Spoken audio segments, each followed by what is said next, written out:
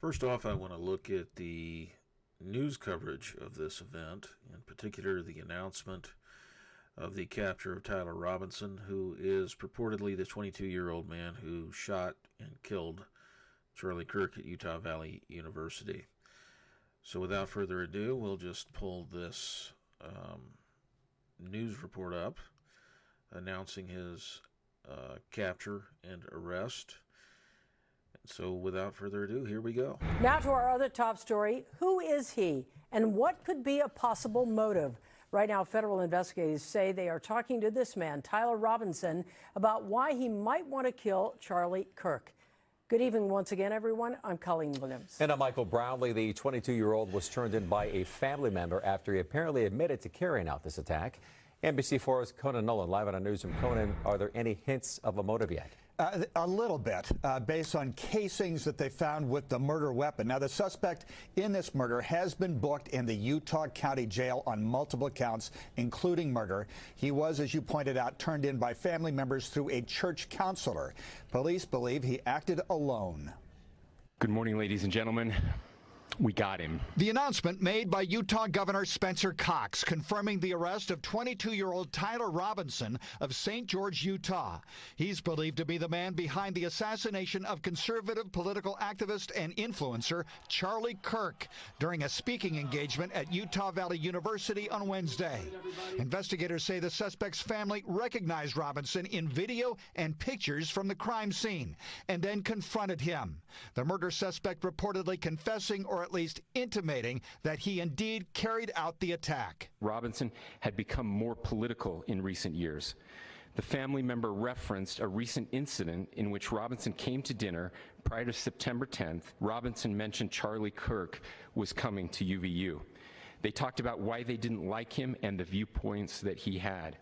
The family member also stated Kirk was full of hate and spreading hate. Investigators say a friend of the suspects showed them a message chain on a social media app that he had with Robinson, stating a need to retrieve a rifle from a drop point. We know that he attended one semester of college and that his parents live in a middle-class neighborhood in a 6-bedroom house in a Republican area of Utah. But we don't know about his state of mind. We don't know whether he had any interactions with the mental health system. He doesn't appear to have had much of a criminal record. Kristen Schweierman is a neighbor. Kid was smart, quiet. He never caused any problems. In capitals, courthouses, and city halls across the nation, deep concern over the loss of life and the political civility that is essential to American democracy. We just have to change the rhetorical nature of our debate. We must stand together in a moment and collectively say no more. We will never be able to solve all the other problems, including the violence problems that people are worried about, if we can't have a clash of ideas safely and securely. Even especially those ideas with which you disagree. Police say along with the gun they found on Wednesday wrapped in a towel, there were casings with engravings on them. One read, "Hey Fascist, Catch." Another, Bella Ciao, an anti-fascist anthem that is now popular with video gamers. I'm Conan Nolan, NBC4 News. Conan, thank you for that. Our coverage of Charlie Kirk continues at 5:30 with insights from a criminologist. You can also find more content on our NBCLA app and NBCLA.com. For live updates, click on the... So I want to go over some things real quickly about this event and about what took place at Utah Valley University. First off, I want to stress that this represents a failure of our public safety, our law enforcement, and just a general failure in government. Yet another one. So we are to believe that there were a mere 6 Utah Valley University officers on site for a rally that had at least 1,000 people present, that had a very strenuous public opposition to the presence of Charlie Kirk and his tour, which had stops at both Utah State University and Utah Valley University, both of which generated over 7,000 signatures in opposition. People did not want him at those universities. Despite the fact that 1,000 of those signatures were from Utah Valley University, the police did not mount a sufficient presence. They simply didn't anticipate anything like this happening, despite the fact that they arguably should have anticipated something like this happening. Now, for the purposes of brevity, we're going to focus on two major areas here. One is the identity of the shooter, or the alleged shooter, which is, as you can see, 22-year-old Tyler Robinson. Now, we know that Mr. Robinson was a student at Dixie State Technical College. He was apparently a third-year apprentice in the electricians program there. He had attended one semester at Utah State University before dropping out, despite the fact that he had a 4-year, $32,000 scholarship. He was, by all accounts, an exemplary student, and he came from a family that was staunchly conservative, staunchly pro-Trump, and at some point, either during his high school matriculation or his time in college, Mr. Robinson was radicalized to the point where he felt it was suitable to assassinate those he disagreed with politically. So what we're seeing here is a trend that continues. We see radicalization of young people from two sources. One is the educational system, which increasingly is populated by educators who are obsessed with helping children realize their gender identity or their sexual orientation. Rather than sticking with reading, writing, and arithmetic, they increasingly seek to indoctrinate our children, their students. They view themselves as some sort of surrogate parents rather than educators tasked with educating students. So, we know that to some degree in our schools, both at the primary, middle school, and high school level, we see educators who are increasingly concerned with sermonizing to our children and very often giving them values that conflict with the values instilled in the home by parents. That's the first source of indoctrination. The second source of indoctrination comes from online forums and online gaming.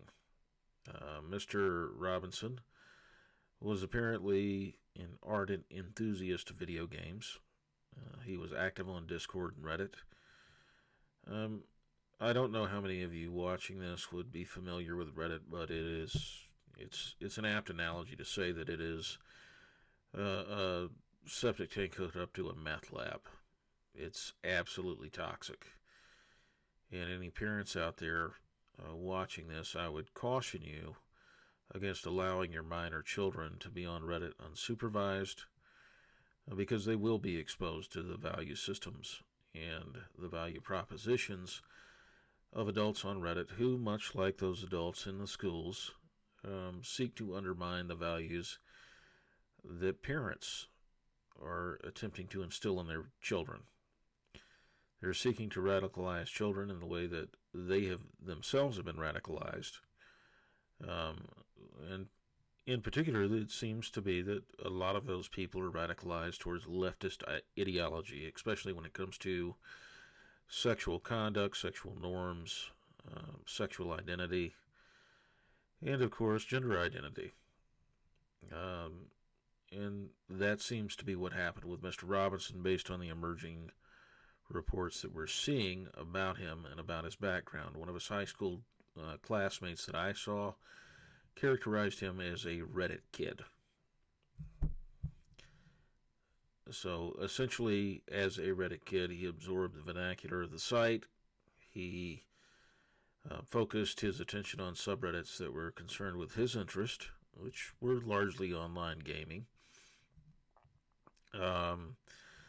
He was also active on Discord. Now, what's interesting is that Discord released a statement directly disputing what law enforcement and the FBI were saying, which is that this attack was on some level planned and coordinated across Discord servers.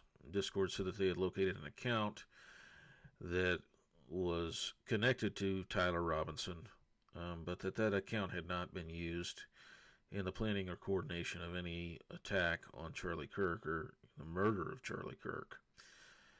So we have a wide gulf between what Discord says and what the FBI is saying. In and of itself, this is not surprising. The FBI's track record of late has not been terrific. However, what we see are those two sources of radicalization. We see the educational system directly undermining what parents are trying to instill in their children at home as it pertains to sex and gender and morality. We see it online, on Reddit, on Discord. We see Roblox. One of the recent developments with Roblox is that one of their users attempted to draw attention to the fact that child predators were using Roblox to target children for sexual abuse. Roblox deplatformed the reporter. They got rid of the whistleblower.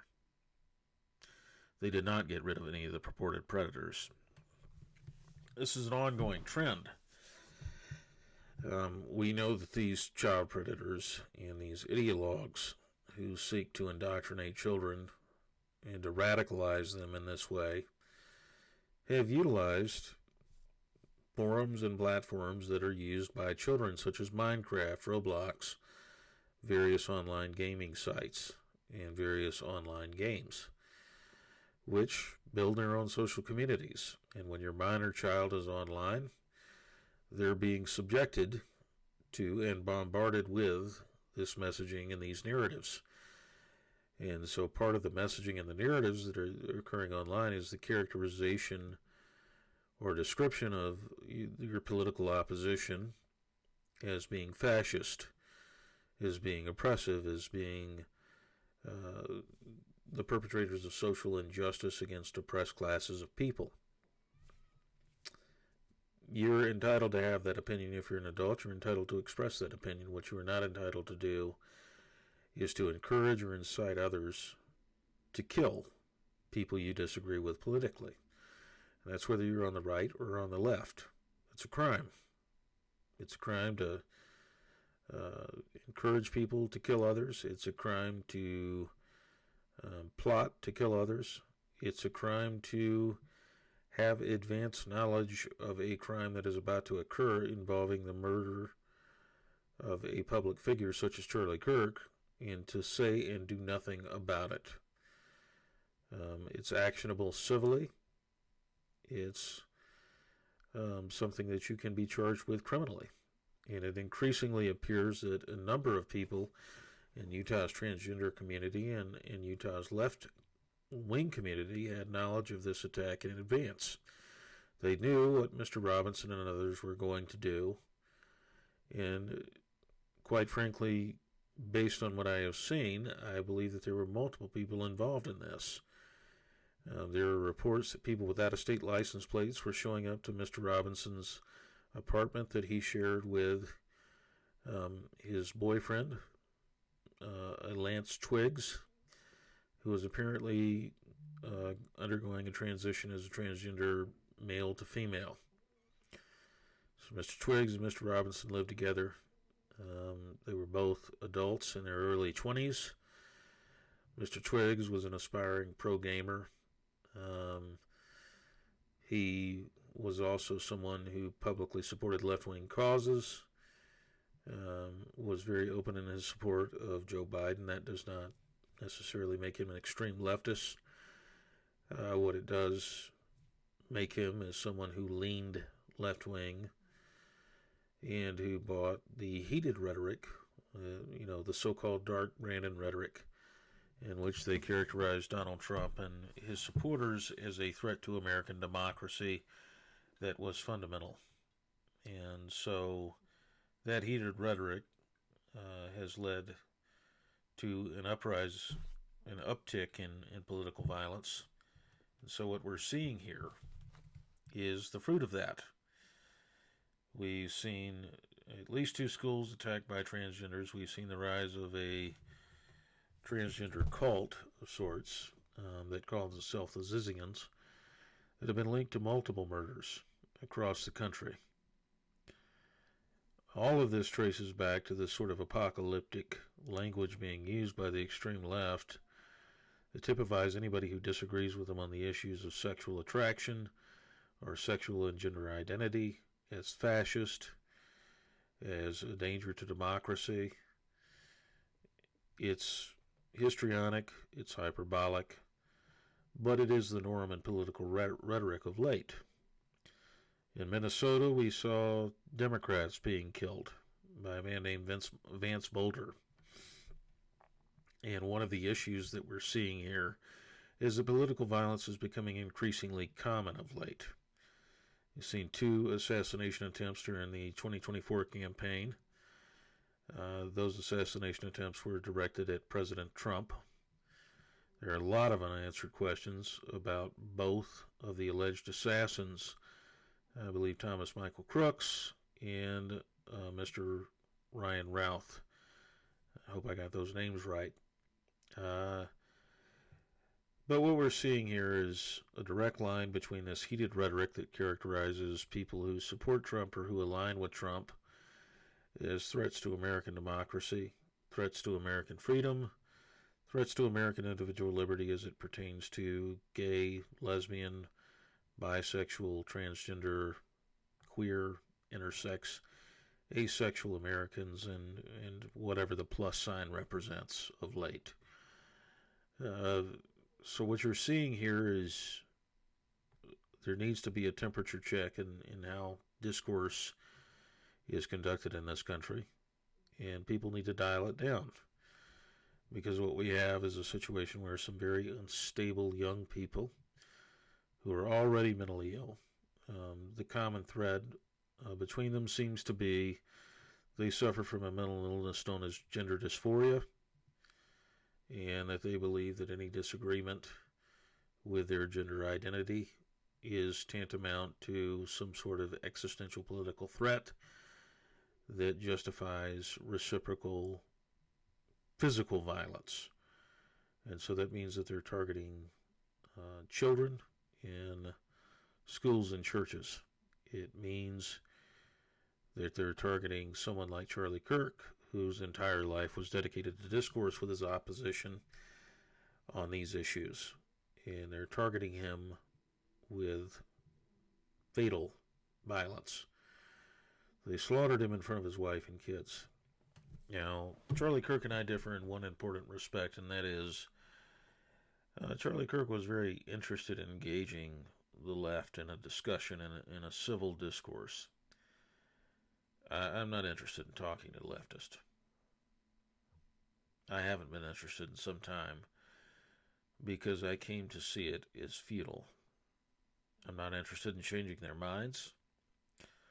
I'm not interested in having any discussion with them. I don't even want to have an uncivilized discourse with them. I don't want to interact with them. And that's my right as a free American. My personal line in this fight is, as long as they leave me alone physically, I tend to be inclined to leave them alone. And that is, by them, I mean the LGBTQIA community, the plus side of that equation, as well as their supporters on the left. And for that matter, the people who took the bait on January 6th and went inside the Capitol building, those people, I don't regard them as serious individuals. And I think that the outcome of January 6th bears that out. One of the issues on January 6th is that when those people got inside the Capitol, what did they do? They had a glorified photo op for social media. That's all they had. And I don't regard that as wise or prudent. Do I think that there's more to the story and that they were waved in by law enforcement and there was a setup? Certainly. But they did take the bait. And they did go in there to stop a vote on the Electoral College. And ultimately, they asked for and received what they deserved. They did not come in there prepared to do serious violence. I think that is borne out by what they did while they were in the Capitol building, which is to sit with their feet up on Nancy Pelosi's desk and pose for Instagram pictures and whatnot. They're just not serious people. Now, what the mainstream media did was they used that as fodder for their narrative that these were insurrectionists, that these were violent insurrectionists. The truth is, most of them, I didn't see any of them with actual guns inside of the Capitol building. I certainly didn't see any of them firing shots at Capitol police officers. I did see one of the Capitol police officers fire a shot at Ashley Babbitt that ultimately killed her. But it is incumbent upon the right to behave prudently. We expect this kind of behavior out of the extreme left. I mean, honestly, at this point, it's become almost a normal feature of everything that they do. Which is one of the reasons I regard dialogue with them as virtually useless. These are violent provocateurs. These are violent people in general. And these are people who utilize any sort of criminal activity as a grounds or a basis for advancing their position. And so you've seen it at every level. The donor class that funds them, that is the people who fund political campaigns, who amount to around 1% of the U.S. population at most. Those people are utilizing their financial largesse to put soft-on-crime district attorneys and soft-on-crime prosecutors in a position of deferring prosecution or forgoing it altogether against people who are incredibly violent, people who are recidivist in every sense of the word when it comes to criminal behavior. And you saw that in this, in the attack on the bus against that Ukrainian female refugee. The man who attacked her and who killed her had been arrested 14 times. And the last time he was set free by a magistrate judge who is emblematic of the issues that we're facing. This judge runs an outside organization that is designed to provide an alternative to prosecution and incarceration for violent criminals. And the problem with that is there are people who are dying as a result of this approach. There are people who are being assaulted as a result of this approach. Now, what the left does is they frame the narrative on this as in the context of systemic racism and systemic injustice. And I want to be clear about this. So what? So what if black people are disproportionately prosecuted?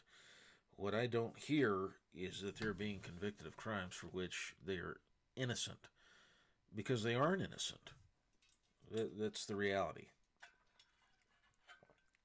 No one disputes that George Floyd held a handgun to the abdomen of Araceli Enriquez down in Houston, Texas, or Harris County, Texas. No one disputes that he did it. He did it. And he should have been in prison for a very long time for what he did in that home invasion. He committed multiple felonies. But he was not incarcerated for very long, given the severity of his crimes and the fact that he did it while a 1-year-old infant was present in the house. He and his accomplices should have been under the jail. They should have been under the prison for what they did. But they weren't, because ultimately the district attorney in Harris County, they generally tend to be these progressive Democrats who believe that they're there to conduct some grand social experiment in criminal justice reform, as opposed to protecting the public. And the reality of it is, we don't elect you to socially engineer anything. We elect you to protect us. We elect you because we want a functioning government that puts people who are a physical threat to others in prison where they belong. This is not a social experiment. It's not a political experiment. This is just something that we should expect as a return on our investment for our tax dollars. It's not a complicated proposition. Now, black people may be disproportionately prosecuted. They may be disproportionately scrutinized. They may be disproportionately convicted, and they may be sentenced to more severe punishment. I really don't care. At the end of the day, the criteria for me is whether or not they are guilty of the crimes for which they are charged, or if they're innocent. If they're guilty, white, black, brown, I really don't care. If you're guilty of a violent crime against another human being, you should go to prison. It's that simple. If you put your hands on someone outside of the context of self-defense or defense of someone else, like your child or a bystander who is being physically abused or sexually abused, then I really don't have a lot of sympathy for you. You should go to prison. If you use a weapon in the commission of a crime, such as armed robbery, which is what George Floyd did, you should go to prison. You should go to prison for a significant amount of time, and I'm willing to pay taxes to that end. What I am not willing to pay taxes for are nonviolent offenders being incarcerated, and I think we have far too many of those in our jails and prisons. What I think we need to reorient our focus on in our criminal justice system is quite simply violent crimes and violent offenders, particularly habitually violent offenders, those who offend and reoffend over and over and over again. And in our criminal justice system, if there is any good news, it is the fact that we know who the people are who continue to commit violent crimes, because it's the same people over and over and over again. A lot of these people have rap sheets longer than my arm and leg combined. And those are the people that we need to orient our focus on in terms of our law enforcement, in terms of our prosecutors, in terms of our convictions, in terms of our incarceration. They need to go to jail, prison. They need to stay there, because it is a proven fact that when they are out on the streets, they are going to reoffend and they're going to re-victimize others. It's just that simple. Now, the extreme left likes to characterize that position as racist, as fascist. I really don't care. At the end of the day, no amount of injustice in the world gives you the right to physically assault and batter other people. It doesn't give you the right to rob them. It doesn't give you the right to burglarize their homes, to commit violent crimes against persons and properties. We have a real problem in this country, and that problem is violent crime. We also have a real problem with a lack of enforcement. I want to make it clear that it is my position that we don't need any additional laws. We just simply need to enforce the laws that we already have on the books. It's that simple. And for me, one of the issues that I see is the conviction or clearance rate, not even the conviction rate, the clearance rate at the federal level, based on the information that we have, for the most violent of crimes, which is murder, is 48%. 48% of murders are cleared by arrest or conviction. That means that you have a better than 1 in 2 chance of getting away with murder. That's the America we live in.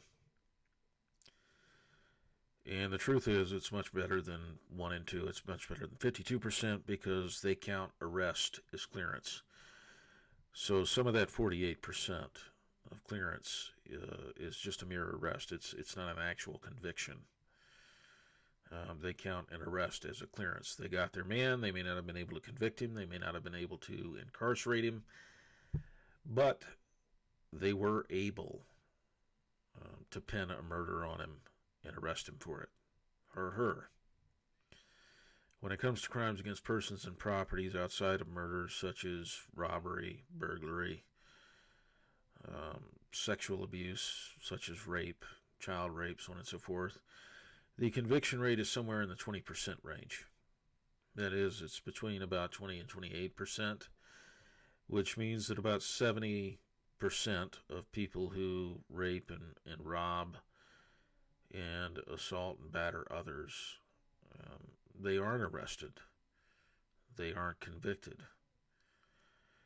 That represents an abysmal failure on the part of law enforcement. It represents an abysmal failure on the part of prosecutors. And here's the thing. There are prosecutors, including prosecutors in the state of Utah, such as our former Utah County Attorney, David Okerlund Levitt, and our current Salt Lake District Attorney, Sim Gill, who think that those numbers, 48% clearance for murder, between 20 and 30% for other crimes, are too high. They think that we're too severe. Now, think to yourself for a second that the United States incarcerates more of its population in total numbers than any other country on the planet, and yet those are the clearance numbers for violent crimes. The truth is, a lot of people get away with it. A lot of our career criminals continue to reoffend over and over again because they aren't in prison. However, a lot of our nonviolent offenders who populate our prison systems, both at the state and federal level, and our jail systems at the local and county level,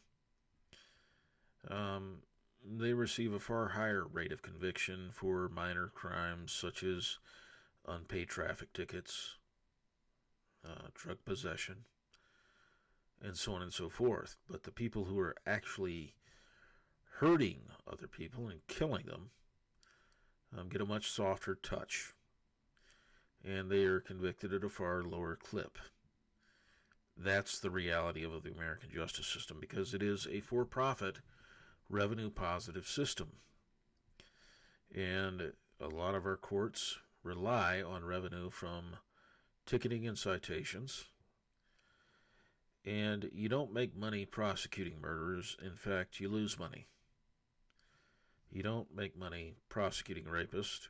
You lose money. These are revenue-negative crimes. But if you catch somebody with some pot, if you catch someone with an open container of beer in public, you make money.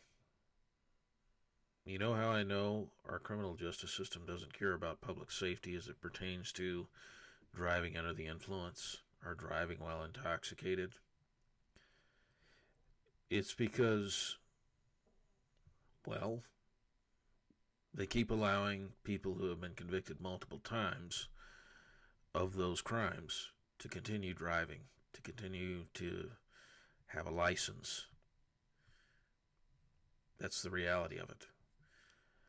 Our criminal justice system has become a for-profit endeavor rather than an endeavor conducted in the name of public safety, in the name of keeping us secure, in the name of enabling us to have the exercise of our liberties, such as free speech and free assembly, at a public university without a shooting where the speaker at that event is assassinated at 31 years of age. That's where we're at. And it's all part of a grand social engineering scheme that has been played out by prosecutors who are hand-selected by deep-pocketed political donors who believe that it is their due to the fact that they have money, to have an adverse amount of influence in our public system, and a disproportionate amount of influence in our political system, to where they can reshape society in whatever way they see fit. And the results, predictably, have been disastrous. The results are what you see. You see a rise in political violence. You see a rise in political polarization because the same people that make donations to these politicians and to these prosecutors and judges are the same people that own our entertainment and media and internet outlets. They're the same people that produce news that is increasingly hysterical. Increasingly, it's nothing more than fear porn. It doesn't tell you what actually occurred in the world. It tries to get you angry about it. And some of us get very angry about it. Some of us do not objectively measure what we see on television. We don't ask what the agenda is of MSNBC or Fox News or CNN. We don't ask what they're trying to accomplish with their messaging or their coverage. We simply get angry, which is what they want. It's how they obtain ratings. And what I would say to you is probably the best thing you can do for your mental health, since that seems to be the cause du jour lately, is to turn off the television. Stop watching the news. Most of it isn't news.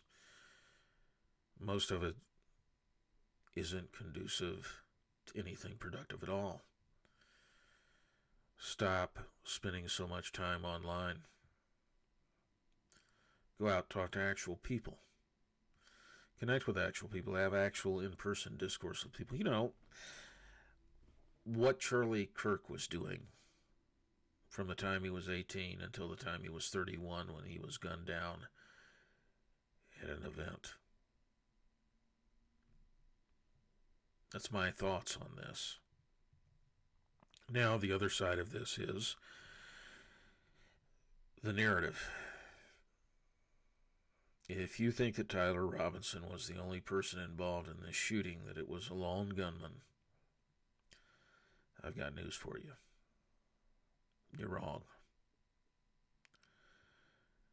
The social media posts alone indicate that there were numerous individuals who knew that something was going to happen at Utah Valley University.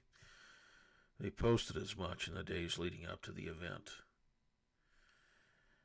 And they knew that something was going to happen. Some of them probably knew that someone was going to take a shot at Charlie Kirk, and they did nothing to stop it.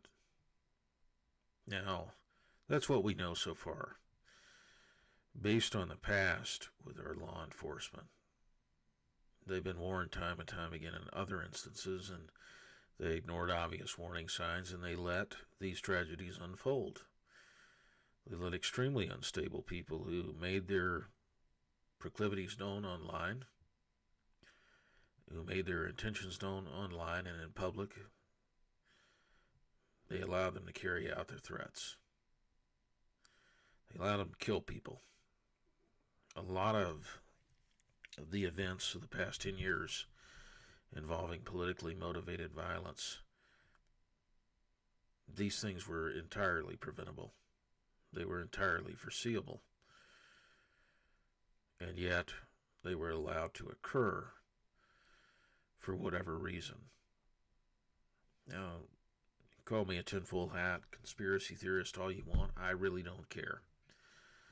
As I said, a long time ago, I was past the point of dialogue and discussion. What I endorse now is that those of us who are fed up with this need to raise the level of our participation in the political process and the level of our engagement. Because here's the reality. About 60% of us vote in a federal election. That means that 40% of us don't. And that 40% of us can swing an election one way or another. In the state and local elections, it's under half. In a lot of state and local elections every 2 years or so, it's between 20 and 30% of us voting.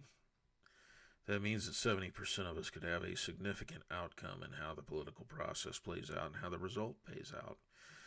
And we can actually effectuate change. But for us to do that, we have to vote. We have to get over how discouraged we've been with the political process. Some of us are going to have to run for political office. Some of us are going to have to suffer through the indignities of a biased media that wants to tear people down. Because the reality of it is, in this country, the only way you get into public office is if you are somehow compromised. I've done opposition research in a past job, political opposition research, and every candidate, whether it was an incumbent or someone running to displace an incumbent, every single one of them was compromised financially or sexually in some way. That's how we got here. And we know that they're compromised at the federal level because we still don't have those Epstein files released. And there's no good reason for it. The simplest explanation is the most likely. And that explanation isn't just that our politicians or elected officials are in those files. It's that the donors who fund their election campaigns are in those files. They're in the files for Epstein. They're in law enforcement files for Peter Nygaard. They're in law enforcement files for P. Diddy. They're in those files. They participate in the sexual abuse of others, and they are compromised as a result, and they are easily manipulated as a result. They're dirty, and that's why they're allowed to get where they are. It's because they participate in criminal conduct. And so the powers that be have dirt on them. And they do what they are told. And you see this kind of corrosive rot in our entertainment. You see it in the messaging that our young people get in everything from music to film to television. You see it in what happens in our everyday existence. When a 22-year-old like Tyler Robinson basically throws his entire life away to shoot Charlie Kirk for doing what? Being an effective debater against his political side in this fight. And so what I'm going to tell you as you're watching this is that if you want change, you're going to have to become that change. We can't have elections where 60 to 70% of us sit on the sidelines and let 20% control the outcome of our elections. We can't have a situation where 50 to 40% of us, 40 to 50% of us, allow the other half of the country to tell us what the next 2 or 4 years is going to be like. We're going to have to get out and we're going to have to say no. I believe that there are more of us who believe in the idea that there are limits to what we can do to other people physically in terms of violent behavior, because those people are like us, are created in the image of God. And therefore, what we do to those other people is what we would be doing to God.